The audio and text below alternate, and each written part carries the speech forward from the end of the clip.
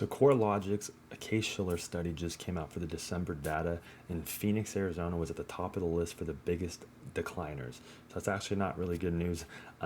Let's go ahead and dig into what it looks like. That's actually a lagging indicator. So we're going to look today at some of the current market data of what's going on in Phoenix with active listings, closed listings, pending listings, our inventory, how interest rates have changed a little bit, kind of what's going on with the inverted yield curve and how that might affect us as well.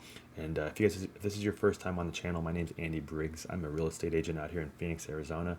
Whether you're looking to buy, sell, relocate to Arizona, whether it's next month or next year, I'd love to work with you and help you out. So if you have any questions, feel free to reach out to me.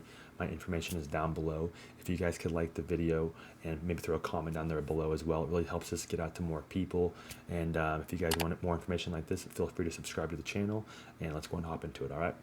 So right here, what we're looking at is some data from my brokerage. On the very top right here, you can see 78 closed days on market. That's the average time it is taking to sell a property right now. That's up pretty significantly from last year.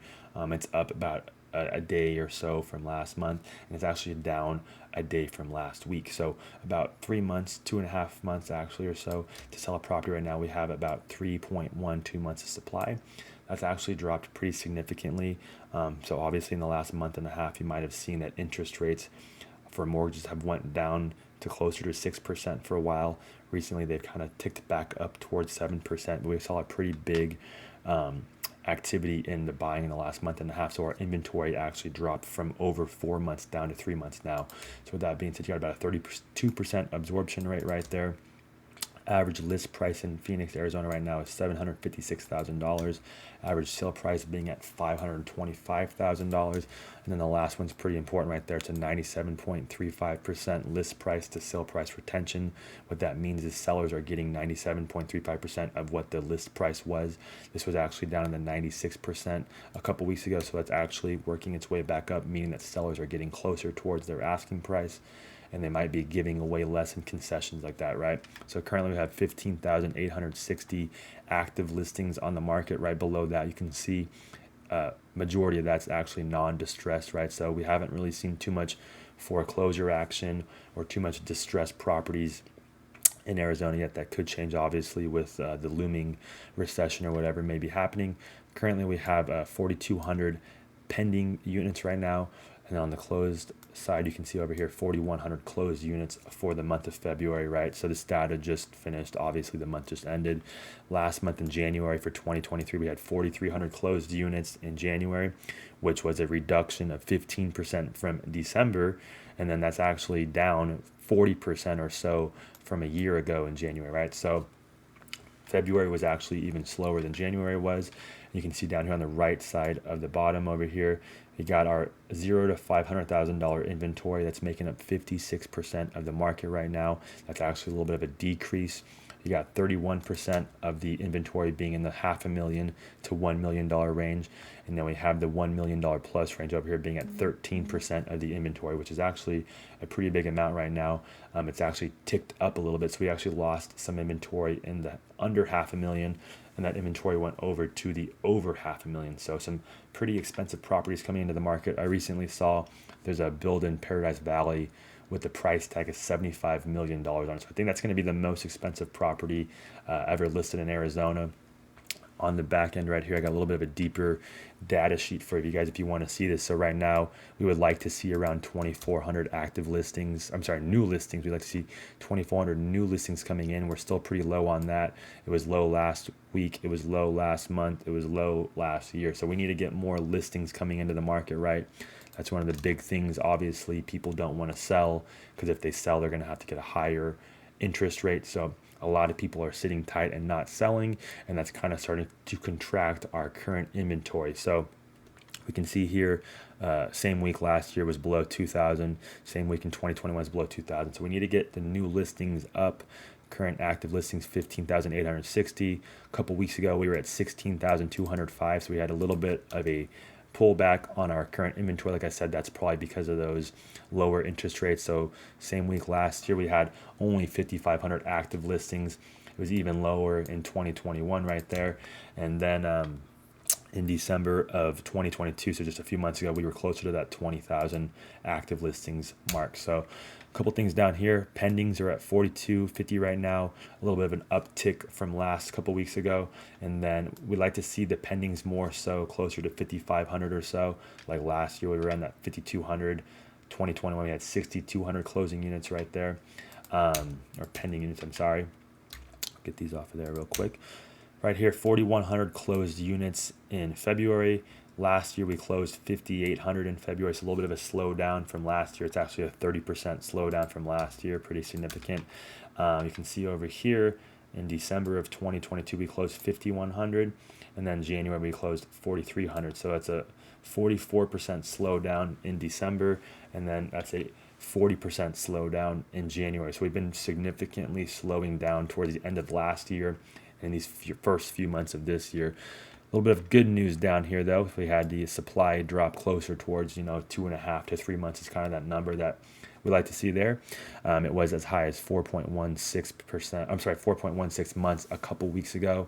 You can see here last year we had less than 1 month of supply, which is pretty crazy. We had 0.64 in 2021. So supply is up a lot in the last couple years, obviously.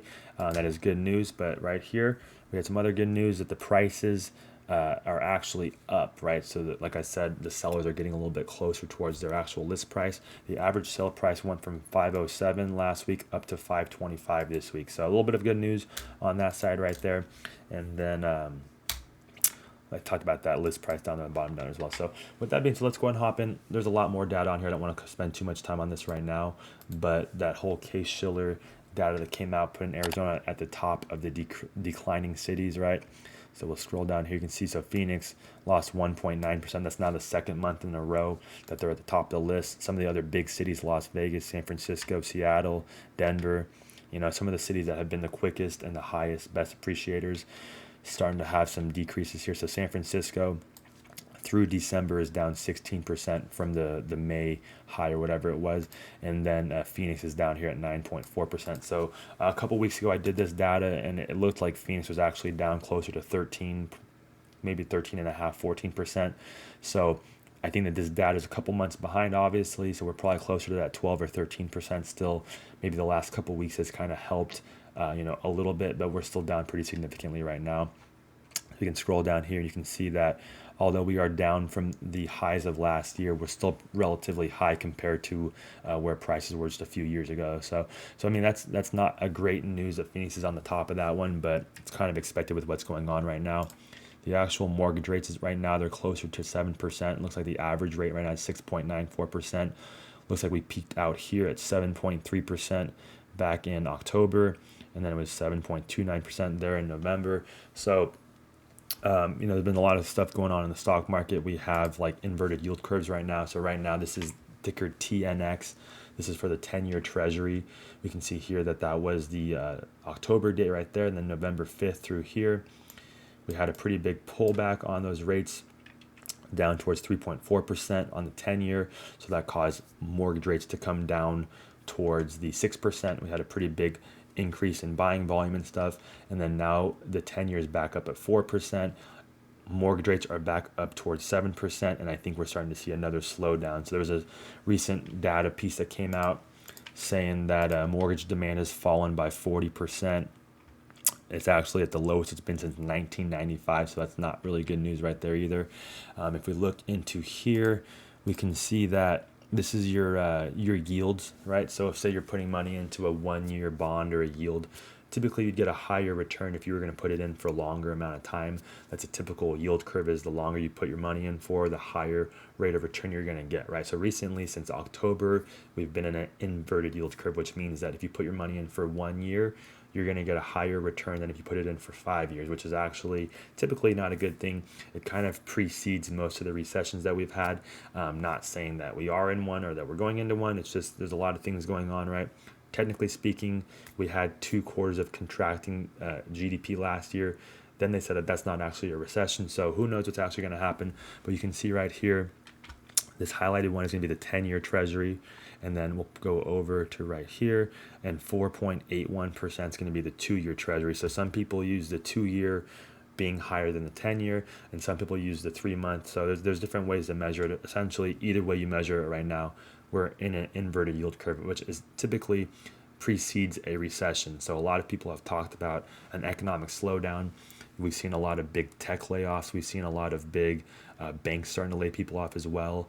I don't know what the trickle down effect is going to be yet. We haven't really seen the foreclosure craziness that we saw in 2008. Obviously, you can see right here that we have our unemployment rates down around 3.4%, which is historically low.